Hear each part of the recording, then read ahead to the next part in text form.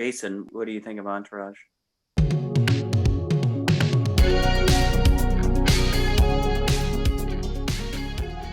What's up, everybody? Welcome back to Taste Like Music. Jason, Joe, and Crams are here. And if you're new to the channel, what we do here normally every week is we cover a different band. Our Tuesday video each week is us ranking the studio albums of said band. Then on Wednesday, we give you top 10 songs from the same band. And then on Thursday, we have a third discussion video that's kind of inspired by the band that we're talking about that week. Normally, we have a minimum of 5 studio albums for bands that we will talk about, just because it's not as interesting to rank 2, 3, or 4 studio albums. But that's exactly what we're doing this week. We wanted to get to some of these bands that are important bands that have small discographies. So this week, we're mixing it up a little, and we are doing 3 different bands, one each day this week. So we're kicking off this today with Jane's Addiction. 4 studio albums. They do have their debut record, self-titled, is a live album. Kind of unusual the way to debut with a live record. I guess we could have counted it, but we're not counting it because a couple of the tracks from that record do appear on the debut. So we're just doing the 4. We're going to lump in the top songs into this video because they only have 4 albums. We're just going to give a top 5 each. And that's how it's going to go down. So we do different bands all the time. Sometimes we love them, sometimes we hate them, sometimes we're familiar, sometimes we're not. So how familiar are you guys going into Jane's Addiction? I was pretty familiar, although I didn't know the Great Escape Artists existed.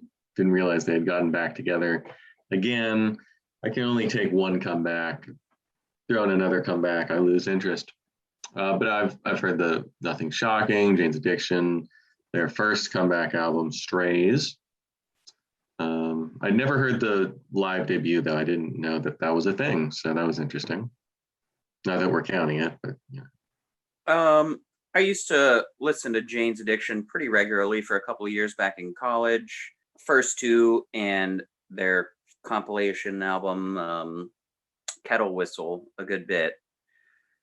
I know that when they came out in high school, I remember listening to Strays, and in 2011, when that album came out, I listened to that as well. But re-listening this week a couple times, it was like I'd never heard it before. I didn't remember any way of feeling about it. I didn't have any stats written down from the old days, so it was virtually a re-listen or a brand new experience for those 2 albums. But yeah, the first 2, knew them pretty well. Jane's Addiction is one of the more popular bands, I'd say, on the channel that has not been spoken about very often on this channel. And we've kind of get hit hard in the comments, especially during albums of the year and songs of the year during their height. But, a little bit of spoilers. I don't dislike Jane's Addiction. We just spend a lot of time talking about our most favorite things. So when I feel like things are excluded, it's like, oh, I must really hate these guys. Definitely don't hate Jane's Addiction. Yeah, so for me, I have heard Nothing Shocking, Ritual, Strays. I had actually on CD when it came out. I was pretty into that record. Never listened to the second one, The Great Escape Artist. But outside of Strays, which I listened to a lot when it first came out, I never spent a ton of time with Jane's Addiction. I like them, but not, like Cram said, not a favorite band. But enjoyed the week. I guess we'll get into it more here in a second. Who wants to kick it off?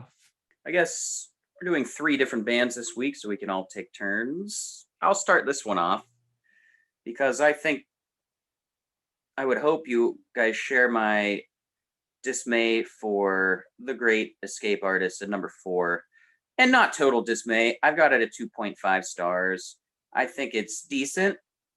I do think what it does, they do pretty well. Like Strays, they evolved their idea of alternative rock music pretty well for the sound of the times. It's got that darker, thicker, fuzzier bass sound, a lot of like kind of goth, anthemic goth influence here.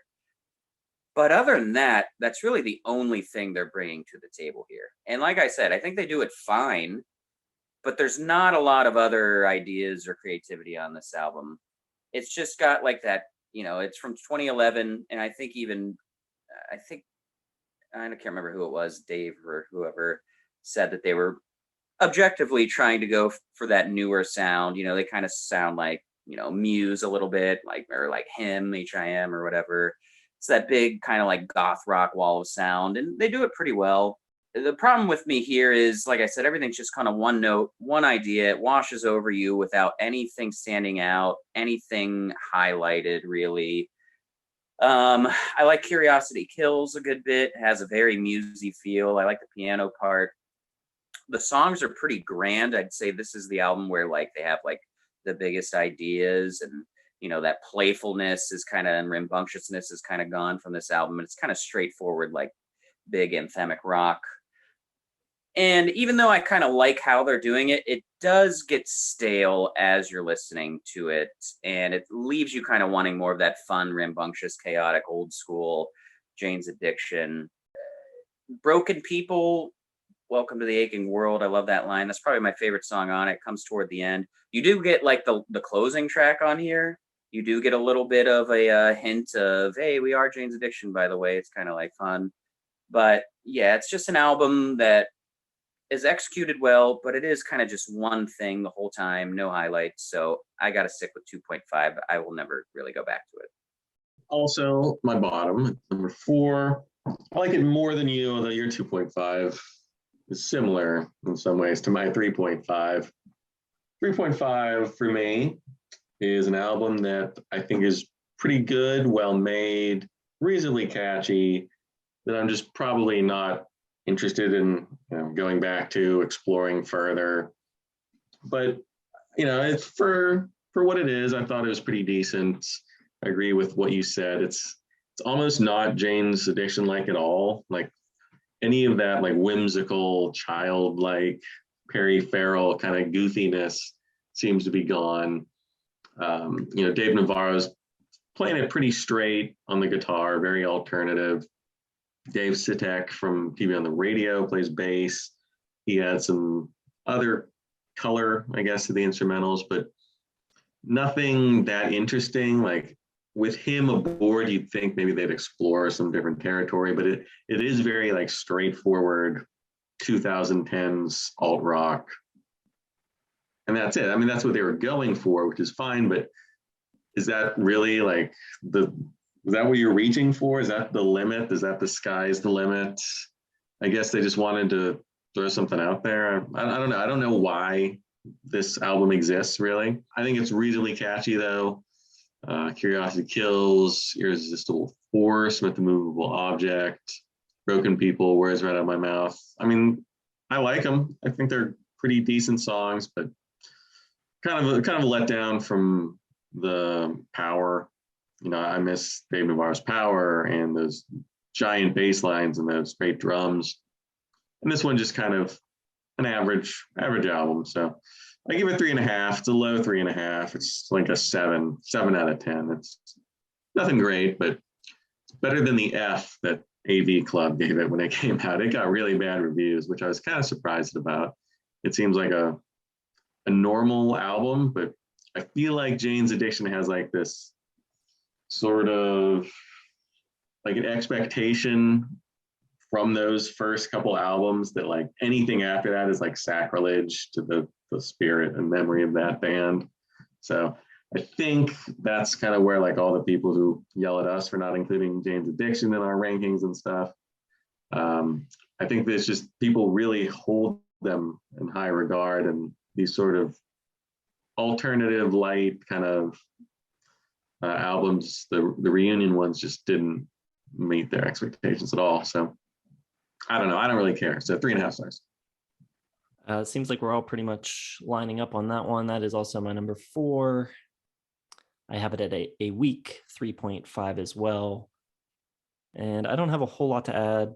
Basically, you guys nailed my thoughts on it exactly. Perry Farrell described it as a mix of the old Jane's Addiction with the newer stuff going on. He singled out Muse and said Radiohead, and there's some of that. It's a little over serious and like not really as fun as it should be for a Jane's Addiction record. The first few tracks, Underground and End to the Lies, I think both of those tracks have really strong melodies, but the energy is just so much lower, even compared to the other reunion record, Strays. It's just a lot more low energy. And I think another huge problem with this record is that every single song on it, maybe with only one exception, is very mid-tempo. There's nothing really fast. There's nothing really slow.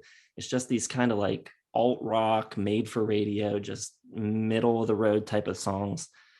And, you know, it's just missing something.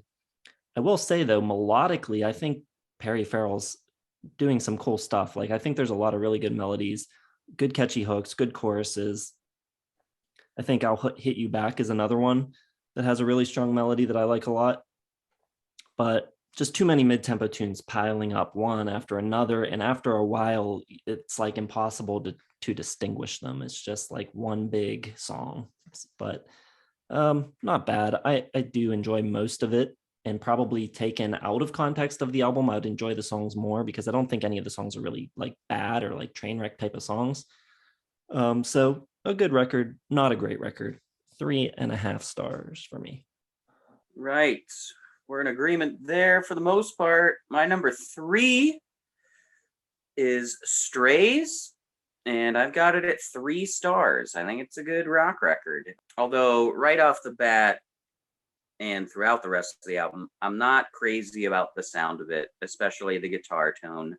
It sounds like everything else that's just kind of generic alt rock at the time, like, you know, Filter and Velvet Revolver and stuff like that in general. But on the start, the first song, you get that really cool slide part. Even though I don't really like the style and the sound of this alt rock music, I think the playing on it is pretty good. And for the 12-year, 13-year absence or whatever it was, the energy and the spirit is here. It's not the same playful funk-driven, you know, kind of party Jane's Addiction, but they're definitely rock and rollers. Like, there's no doubt on this album. It's a good rock and roll record. I just don't really like the sounds. I think True Nature is a really good, well-written rock song. I think Price I Pay is really awesome. There's great bass work on it. The album is a bit safe, no doubt, but that's not necessarily a bad thing for, you know, coming out of their hiatus. They just kind of seem relaxed and not overcomplicating things, which I think is kind of their strong suit. The reason why Jane's isn't really one of my all-time favorite bands is, even though I think they have elements of things that I really, really like, I don't think they're amazing artists or amazing songwriters, but I do think they're really good rockers. Like, I think they could do a covers album of great written songs and knock the shit out of it. I think they have good, you know, atmosphere for rock and roll. I just don't know if like their ideas and their writing really are among their peers of their time, which is kind of why I separate them from other people. And like I said at the beginning of the video, we haven't talked about them much. Superhero is pretty cool. I do not like Entourage, by the way, if people were wondering. Wrong Girl is one of the more interesting songs on it. The guitar part on there is really phenomenal. I think Everybody's Friend is solid. There's nothing bad. I don't know if they really have a truly like bad moment or song in their whole catalog, but the really good and the great are very few and far between. Like, I don't know if there's anything really great on here, but I no doubt enjoy it from start to finish as just a good, you know, headbanging rock record. And like Jason was saying, you know, negatively about Great Escape Artists, even though this is kind of a meat and potatoes rock record, you do get variety in the tempos and the style and everything. So it's got a lot more working for it than Great Escape Artists. So 3 stars. I like it. Thumbs up. It's good. Good rock record. Strays, number 3. Strays, also my number 3. And I feel almost the exact way the Cramser does about it, but I have it at 4 stars because I think it's really good songwriting, despite, again, kind of like the Great Escape Artist. It doesn't, I don't know if it really hits like all the beats that classic Jane's Addiction does. No Eric Adams on bass. So, you know, Chris Chaney comes in, pretty standard. Like, I do think the rhythm section on those first 2 albums is so good, so unique, you know, metal, but also some funk in there. Here, it's a little straightforward. So you're basically relying on Dave Navarro's guitar and, you know, the melodies from Perry. And I think both of them are really good. Maybe not quite as interesting as Dave Navarro's like early work. Like, you really get a lot of this dynamics, channeling Led Zeppelin and, you know, a lot of blues and metal on the first couple. This one, it's definitely more just like alt rock, regular guitar rock, not quite as unique. But I think the songs are just really catchy just because just those waves of riffs just descending from Navarro are great. Superhero, which I don't know if they like cut it up on the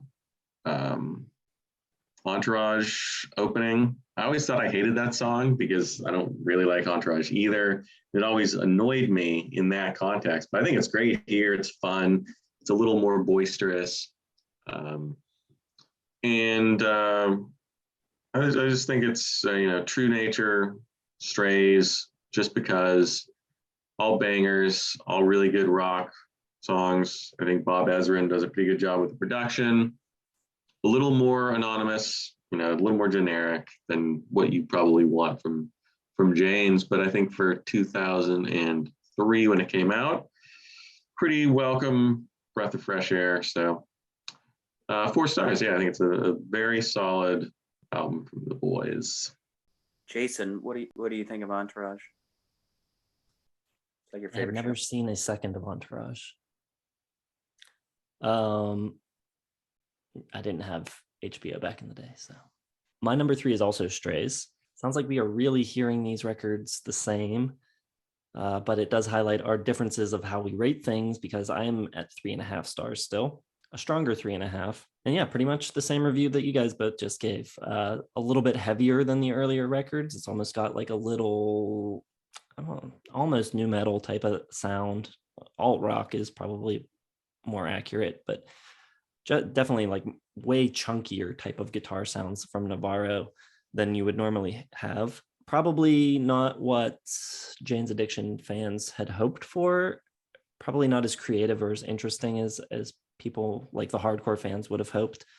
But I think what it lacks in inventiveness, it makes up for in energy and enthusiasm. And Perry Farrell's voice doesn't sound like it's aged a single day. It just comes out fire and sounds really great. I don't know. I think all of their records sound kind of like the era that they're from. Like, I think the early stuff sounds like that transitional late 80s, early 90s, like we don't know how to make a hard rock record not sound like a hair metal record type of thing. And then later on, this one sounds kind of, new metal-y, and the Great Escape Artist sounds kind of musy. So they always kind of sound like the era they're in. I think that's a little bit of a bummer though, and a little disservice to them, because I feel like the sound that would have most suited them and what they do is the mid 90s, and they skipped right over that. Like, I feel like the earlier records could have used a little heftier sound to them. The later ones could have used a little less heft. So I don't know. I don't think they ever quite nailed the sound of any of their records. But I will say the band here is really forceful. The rhythm section is really propulsive, really aggressive. True Nature, just because another track that you guys I don't think mentioned that I love is The Riches, which I think is a really good rock tune. Pretty good. About 2/3 of the way through the record, I think it starts to feel a little bit samey. But then you get the acoustic track Everybody's Friend, which gives you a little bit of relief right when you need it. And yeah, I think it's good, energetic, charged up, full of vitality. Good record. Solid, not great, but good. All right. 6 reviews, almost the same. That hasn't really been our calling card as of late. But I may throw a wrench in that right now. I would assume this is most people's number 1, which I guess would mean it's probably not our number 1 since we're not popular. But I actually have Nothing Shocking at number 2. And I have it at 3.5, which for me is really good. I don't think it's a great record. I do love the sound of it. I love that, what Jason said, that transition, like we're still making this bright sounding hair metal production for these more grungier rockers. And I've always loved that. See my 80s Faith No More album lovingness for that. You get that big, high, bright, snapping snare drum everywhere. I think it's great. And you also touched on something where I'm about to get obliterated in the comments. I am not crazy about Perry Farrell's voice. I never have been. I am totally open to people loving it. It's sort of that thing as a huge Rush fan where people are like, I know Rush is great. I get it, but I just can't get over his voice. It's not that far for me. I'm not like, ugh, Jane's Addiction. I can't take Perry. Sorry, turn it off. It's not that far. But I do think it distracts me and kind of takes everything down a lot. And in a way, this album is he kind of annoys me on this album. I can't lie. I feel bad saying it because I think he's cool as hell. I know he's great, but he does kind of annoy me here. I think a lot of his melodies and a lot of his singing kind of does the same thing over and over on the same song, like song to song. But let's talk about the good stuff. I do really like the sound, and I love the style, the blend of like grunge and metal and funk and everything. And Navarro is so much more interesting on this record and the one after it than he is in the last two. You get that more majestic metally sound, but he's also, like Joe was saying, doing just a lot of different influences, borrowing from Jimmy Page, borrowing from all these different kind of things. It's really cool. That flickering solo on Ocean Side is really, really cool.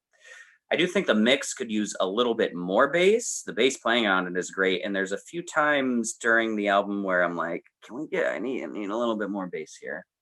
I think they nail the atmosphere in this album. I think there's some really cool parts, but I often feel just wanting a little bit more with each song. And there are a couple moments where Perry is just way too much for me. At times when he's yelping, he sounds just like a little puppy that's been stepped on, and it doesn't sound great to me. Jane Says is a masterpiece. I think bringing in that steel drum for it is just brilliant. I never get sick of hearing it. I love Ted Just Admit It. I think it's really cool. It's hard and heavy and has some really cool sporadic progressive movements. Nothing on here really just blows me away. And I say that subjectively in how I enjoy the album. And there are other albums that I rate like this, and I can understand why people hold it in such acclaim. But I don't really get this one that much. When people were like, it's a 5-star record, made Rolling Stone's top 500. I honestly just don't see it. It's a big blind spot for me. I don't know. You go through the album and it just doesn't really excite me too much. Mountain Song I've never loved. Summertime Rules just kind of meanders. I think their version of hard rock is a bit bland for me, even though I think a lot of times, a lot of the things they do are briefly, fleetingly interesting to me. But it's like, I don't know. I don't think they're great songwriters or great artists, but I do think they have really cool, energy and style and are good players. Like I said, it's like a chef that doesn't make great dishes, but he's got a few really good sauces. So no matter what, he can just or she could throw them on and be like, it's still fine. So I don't know. I mean, Idiot's Rule is awesome. The bass and the horns and all that. I kind of like Thank You Boys as a really cool little closer. It's got that little jazz swing. Although I think originally that was the closer. And then I think on most copies now, Pig and Zen is kind of the last song. I don't really know how that works. But yeah, there's cool moments and cool ideas, but they're always fleeting for me. And it never really gets to amazement. I think they're good rockers, just not great writers or artists. I don't know. I'm trying to articulate the best I can and what it is that's just missing for me with this album in particular. I still think it's really good, 3.5. I just don't understand the greatness of it. And I've spent plenty of times with it. So, I get it. It's my number 2 as well. Not my number 1. Nothing shocking. I think it's a great debut. I think there's a ton of cool stuff on here. I do disagree because I think they are great players. I think Dave Navarro's, I don't think there's a single guitarist whose reputation has suffered more in like the following years. Mostly, I think because of like Carmen Electra and the whole him being like a reality TV star, because I'm always kind of amazed at how good he sounds. Like just those waves and waves of riffs that he's coming up with on Up the Beach and Oceanside. That cascading main riff especially is just so cool sounding. I like that it's almost instrumental, just like some ooze and atmospherics from Perry Farrell on Up the Beach. I love how strong and prominent the bass is. I think Eric Avery is really good, powerful. metal / funk player. Always in the mix, always like right there with Navarro. And I think between Avery, Perkins, and Navarro, it's a really powerful, really good instrumental section. My biggest problem with this album and Jane's in general is sort of, it's not Perry Farrell's voice, but it's almost too childlike, like whimsical, like immature almost in some ways. Just, I don't know, it's tough for me to like really love anything when he's singing about like standing in the shower, thinking, peeing on himself. Like it's like, kind of threw me out of the whole like vibe there. And you do get that, it's kind of like the Red Hot Chili Peppers, same thing. It's just like, if you were just like a little more serious sometimes, and not like so back and forth, because I do think there's some great songs, Mountain Song, just powerful riff after powerful riff, Summertime Rolls, kind of cool, psychedelic. Jane Says is awesome. That's an interesting one because it's so like mature and empathetic towards like the subject matter. And like then you get like the weird stuff like Ted Just Admitted, where it's about Ted Bundy, like serial killer. And like Jane Says really stands out for how good the lyrics are. The steel drums are amazing. The unorthodox song structure. So I always have really loved that song. Just Missed My List in '88. And I think Navarro's really great all over this. The riffs, the solos, the psychedelic. He's kind of credited for like bringing back Led Zeppelin to being cool again. And I see it. It does rely on some blues, but it's also very heavy, very metal. I think the production's really good. I love Idiot's Rule, Flea with the trumpet. Sounds great there. And I mean, other than the track listing, I do think Ted Just Admitted kind of kills the momentum from Ocean Size and Had a Dad. A little bit Staying in the Shower, but I think it's a really cool debut, very interesting, very unique. I have it 4 stars, but there's just like something missing, holding back. Track listing, Perry Farrell's, style in general, maybe a little bit, but I think it's a very, very good album for sure. All right, no trifecta. My number 2 is Ritual dello Habitulo. It's a cool record. I also have this at 3.5 stars. It's divided into 2 halves. The first half is like all the hard rockers, and then the last 4 songs is kind of like a suite about his girlfriend who had passed away when she was 19 years old, who died in 1987. Like I mentioned earlier, 88 to like 91 is that weird time for rock music where they didn't really know where the genre was going, it seemed like, because the production is so rooted in the 80s still, but the music was evolving faster than the production was, I think. And unfortunately, these early Jane's records kind of suffer from that. I think the first 4 tracks pretty solid. I think Stop, the opening track, is the best of those 4 songs. Pretty good rock tunes. Perry's voice, though, is so captivating. Unlike you guys, I think Perry is by far my favorite element of the band. I think he's so much more interesting than the music most of the time. A lot of the time, the band's just kind of like vamping through sort of generic funk rock type of stuff. It's passable. Nothing they do is really bad, but I think Perry keeps the music from sinking into completely generic territory with, his really unique voice and delivery, and his character and personality. Then you get to track 5, Been Caught Stealing. I think it's gloriously great, just amazing. Probably one of Dave Navarro's best guitar solos on there. The groove is excellent, really cool. Side 2, I think, is a bit more interesting. You get some emotional, heartfelt stuff, some significant musical detours too, with like the klezmer Eastern European type influence of course, with that violin on there. Classic Girl, I think, is really great. Perry sounds great on that track. You've got, I think, the spirit of the 90s trapped in this weird in-between time, 1990. And I think they are like the prime example of a band ahead of their time. And also, like, when you say that about a band, that they're ahead of their time, normally you're saying like, people weren't ready for them yet. They were doing something that no one else could really wrap their mind around yet. But I think part of them being ahead of their time was also, I think they could have benefited so much from hearing what came immediately after them.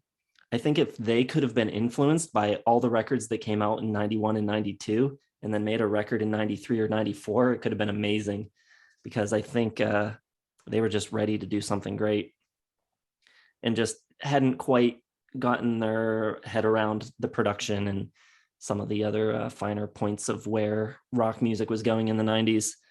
So I think it's a cool record, 3.5 stars. It's good. But like you guys, I think there is something a little missing. For me, it's more with the band. I think the band isn't always, the most creative in their playing. I think they're good. They're tight players, but just something could be a little more interesting in the things they do sometimes, I think. But yeah, 3.5 stars. All right. That is my number one, my favorite Jane's Addiction album, Ritual de la Habitual. And I am going up to 4 stars. So I do think they have a great album. It was close, though. I was between 3.5 and 4 up until about an hour ago. And really, the thing that's putting it up there is the strength of the second half of the album. I think the first half is fine. It's pretty decent. I like Stop. I like No One's Leaving. Been Caught Stealing, obviously, really cool. Like you said, Navarro's guitar solo on it is ferocious and awesome. But the second half to me is some of the more interesting things they've ever done. Bass is really good all over it. The solo on No One's Leaving is actually great as well. Everything like on Nothing Shocking, except Jane Says, really, is really swerving and compulsive. And I really like those elements in bands a lot of times, but that's not my favorite part of Jane's Addiction. I actually prefer when they're much more aware of their sense of time and space and more spacious, like they are in the second half with that emotional suite. Because I don't know, I just think when their songs breathe a little more and are less cluttered, the essence of the song really comes out a lot more. So, once you get after Been Caught Stealing, I think it's the most interesting stuff they've ever done by far. Like if that entire album was, either centered around that idea or playing off of it and in that vein, it could be a 4.5, 5-star album for me. I really love most of my songs. My top 5 songs are going to be, 3 out of 5 are from this little suite.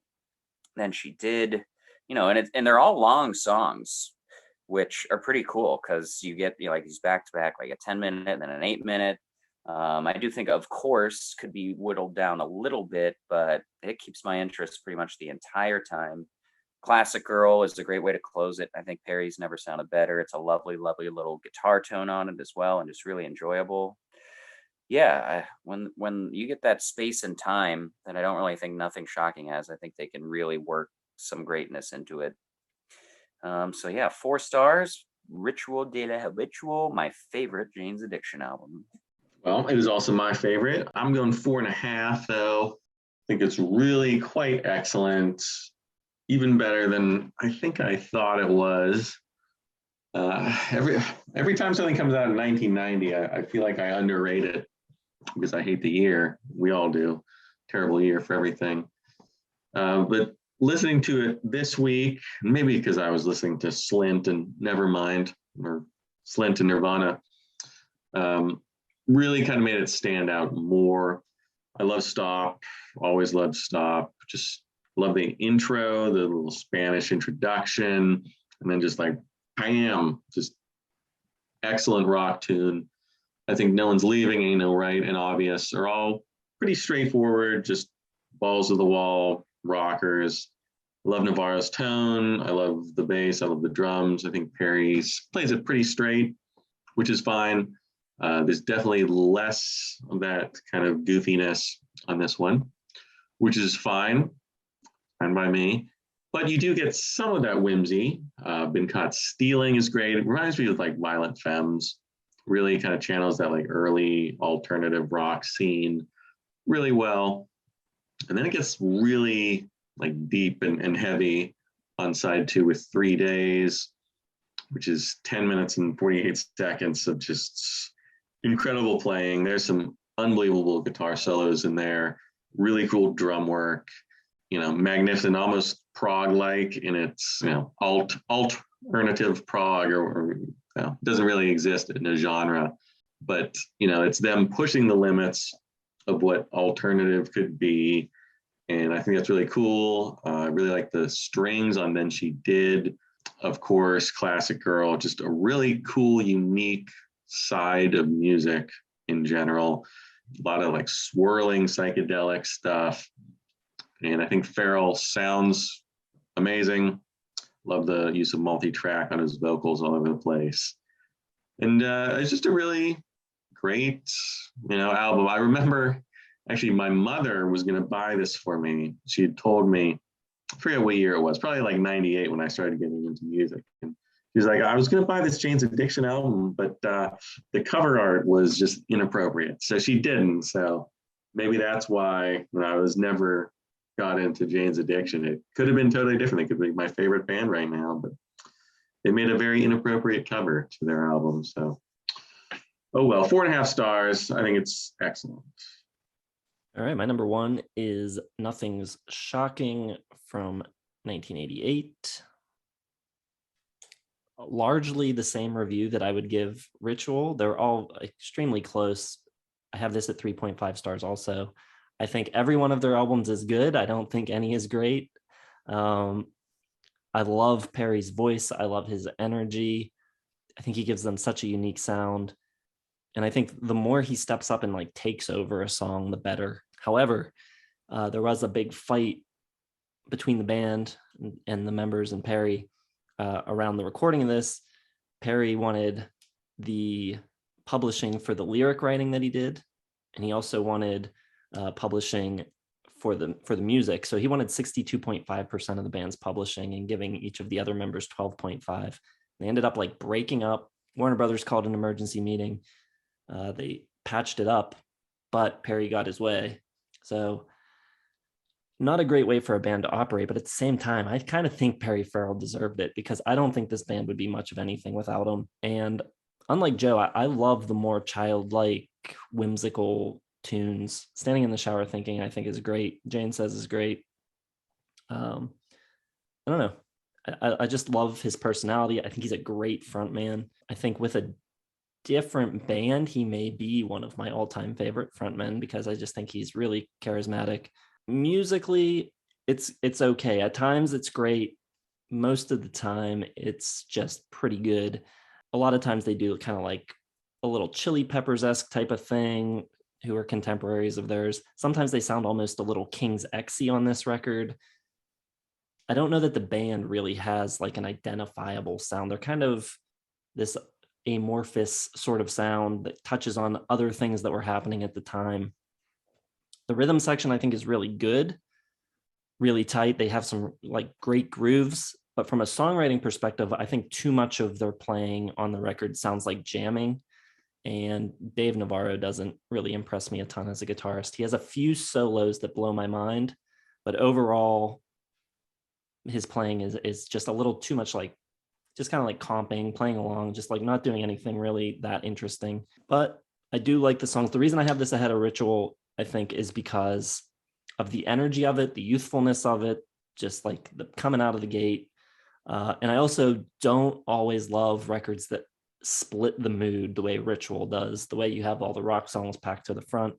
It's a pet peeve of mine. So I give Nothing Shocking the edge, just for being a bit more of a, having more flow to it from start to finish. But it's razor thin. They're both good records, very similar records as well. So 3.5 stars for Nothing Shocking. All right, boys. Top 5 songs. Just keep it in this view, I guess. My number 5, I've got Idiot's Rule. Lots of fun with that groovy bass line and really wild and fiery guitar work. It's a lot of fun, and it's got even like a little bit of a dance vibe to it, and the horns really add to it. Really takes off at the end. My number 4, I've got 3 Days. Awesome long epic full of power and great small momentum turns and comes back, and perfect amount of loudness that kind of crescendos and then subdues and then comes back. And I'm kind of with Jason. I think Navarro is an adequate guitar player who at times can blow your mind, but it kind of harkens back to what I'm saying is I don't think he's a great guitar writer. I don't think anybody in the band is a great writer, which kind of hurts the band. Number 3, I've got Then She Did. Great epic jam, really good drum work, lots of dynamic in it, really cool casual guitar lead. And I love the strength, the string synth leads and weird synth parts towards the middle half end. Number 2, classic Girl. I like the lyrics a lot. I think Perry sounds really wonderful singing it. Love the drum sound, really like the guitar tone and guitar part. Nice, spacious, and steady, and with a lot of feeling, and really picks up at the end too, which is cool. But my number 1's got to be Jane Says. I think it's awesome. I love simple little lines that get stuck in your head and never go away. You know, I'm done with Sergio. He treats me like a rag doll. I've just always loved that line. I just always have. I think the steel drums is one of the all-time great little pieces of production that is just totally brilliant. Like, if you heard that song without steel drums and someone came up to you and was like, what if we put steel drums in this? You'd be like, what? That's the most bizarre random thing I've ever heard. Why not just do a kazoo as well? But it makes it so friggin' cool. It's just a really well-written song, and yeah, it's got to be my number 1. Right. Number 5 is going to be Then She Did. It is an 8-minute and 18-second song. It comes right after a 10-minute and 47-second song on side 2 of Ritual. But I mean, the dynamics, the build, the mounting sense of dread that kind of comes with it as, you know, the music builds in power. Love the strings, and I just think it's a great kind of alt prog song they do. Number 4, I got Just Because. Just really liked this song when it came out. I love the waves and waves of the nuclear powered guitar from Dave Navarro. Perry Farrell sounds great on it. A little more straightforward, but I think it's a very powerful, just good rock song. Number 3, Jane Says. I love how mature and yet childlike it sounds. Like it tons of pathos for the subject matter. Really descriptive, interesting lyrics. Like Ramser said, everyone on earth knows those lines. I'm done with Sergio, he treats me like a ragdoll. Like it just lodged in your head. So really unique, cool writing there. And of course, steel drums, just marvelous. Number 2, 3 Days. Probably as epic as alternative music can get. 10 minutes, multiple parts, not 1 second of boringness. I think Dave Navarro's guitar solo, right around 4 minutes, 30 seconds, is incendiary. And the bass is great. It's driving. It's almost like new wave in parts. And there's some really great drum fills all over the place.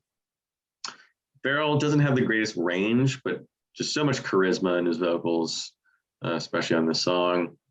Number 1, though, is going to be Stop. I think the first song of theirs I really loved. Just so speedy and just on the edge of your seat the whole time, riff after riff. I love the spoken word Spanish intro. Just a really cool, unique, fun, powerful track. So, well, number 1, there you go, Jane's Addiction. All right. My number 5 is, of course, love the Eastern European influence, the klezmer violin, and Perry's voice sounds great. Love that big drum that's going on through the whole track too. Number 4, a newer track. I've got I'll Hit You Back from The Great Escape Artist. I think on the record it blends in a little more than it should with an album that has a few too many mid-tempo tunes, but the melody on it I think is one of the strongest they've got. Really good. Number 3, I've got Jane Says. Very cool and unique. Great showcase for Perry's great voice. Steel drums set it apart from anything else at the time. Number 2, I've got Been Caught Stealing. I think this is Jane's at their most fun. Big celebration of the hooliganism of shoplifting. Great groove. Probably Navarro's best solo. I love the dogs barking in it too. Just really cool. Number 1, though, Standing in the Shower, Thinking. Really cool bass line. Really cool drum part. It's funky without like trying too hard. Sometimes they're doing the funk thing and it's like, all right, we get it. You like the Chili Peppers. But this one seems a bit more natural. And I like the idea of the lyrics too, like being deep in thought while you're also kind of just like a mess, just like standing in the shower and having these deeper thoughts going on at the same time. And there you go, Jane's Addiction. Albums ranked, top songs. Yeah, I mean, given the scale, the slightly different scale of our star ratings, we're all pretty much same ideas on this for the most part. Little nuances here and there. I feel like it's been a long time since we've covered an artist where you've been like, yep. Oh, good point. Yep. Yeah, not quite a trifecta, but pretty close. Like I could have interchanged almost any of these records. I think Great Escape Artist is a little bit weaker than the others, but it's not weak enough to drop it down to 3. So let us know what you think of Jane's Addiction. Do we not give them enough credit? Let us know down in the comments. Let us know how you rank the records as well. Be sure to hit the like button, subscribe to the channel if you have not yet done so. We've got 2 more bands coming up this week and a different band every week after that. So if that sounds good to you, make sure you subscribe. Facebook, Twitter, Instagram, merch, and our Patreon and our website, all of that stuff. If you're interested in following us or supporting us, you can find those links in the video description. Thanks for watching. We'll see you in the next one.